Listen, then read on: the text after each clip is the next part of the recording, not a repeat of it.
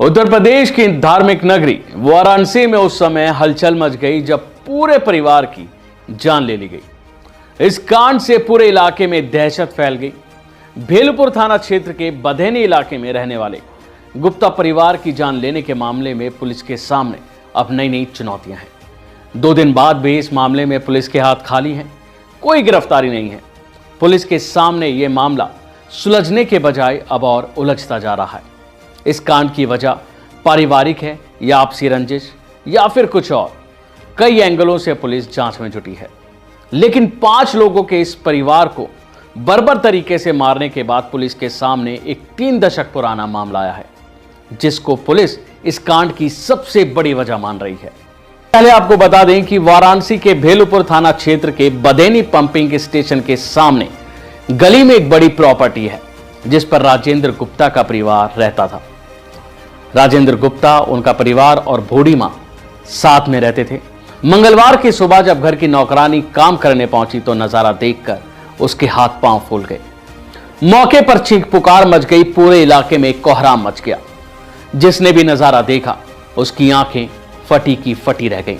राजेंद्र की 45 साल की पत्नी नीतू गुप्ता की बॉडी खून से लथपथ उनके कमरे में बेड के नीचे पड़ी थी।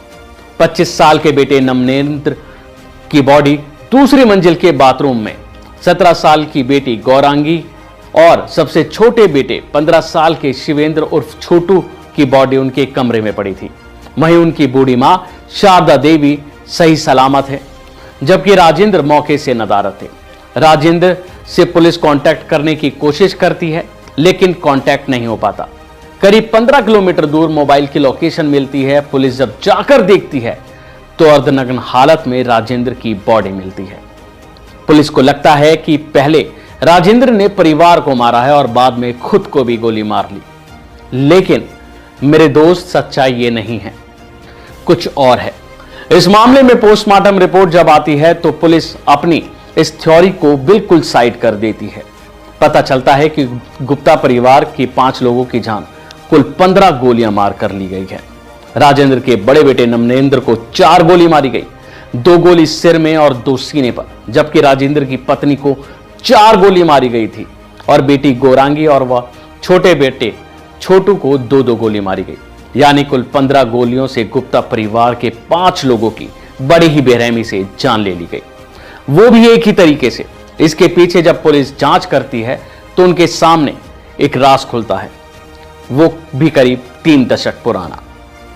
इस मामले में पुरानी रंजिश और संपत्ति विवाद से जोड़कर पुलिस इसको देखती है और राजेंद्र के भतीजे प्रशांत और जुगनू को हिरासत में लेकर पूछताछ की जा रही है।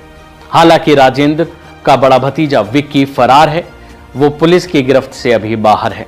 आरोप है कि साल 1996 में प्रशांत और विक्की के माता पिता यानी कि राजेंद्र के भाई और भाभी की भी जान ले ली गई थी, जिसके बाद राजेंद्र के पिता लक्ष्मी नारायण ने अपने बेटे के खिलाफ थाने में जाकर शिकायत की थी, जिसके बाद पिता और उनकी सुरक्षा में लगे एक सुरक्षा कर्मी की भी जान ले ली गई थी।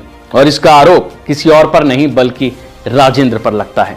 राजेंद्र जेल भी गया था और बाद में रिहा भी हो गया और करोड़ों की संपत्ति पर अकेला ही कब्जा कर लिया।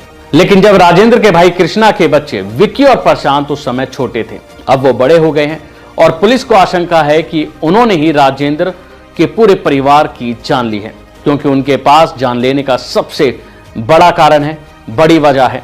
और इस मामले में एक बेटे से पूछताछ की जा रही है तो एक फरार है। अब पुलिस राजेंद्र के भतीजे से उगलवाना चाह रही है। आखिर इस मामले की सच्चाई क्या है? अगर कुछ पता है तो बताएं। बहरहाल इस मामले में पुलिस अभी जांच कर रही है और देखना होगा कि क्या इस मामले में सामने निकल कर आता है। इस मामले में कौन दोषी है? क्या इनकी जान इन दोनों भाइयों ने ली है या फिर किसी और ने गोली चलाई है?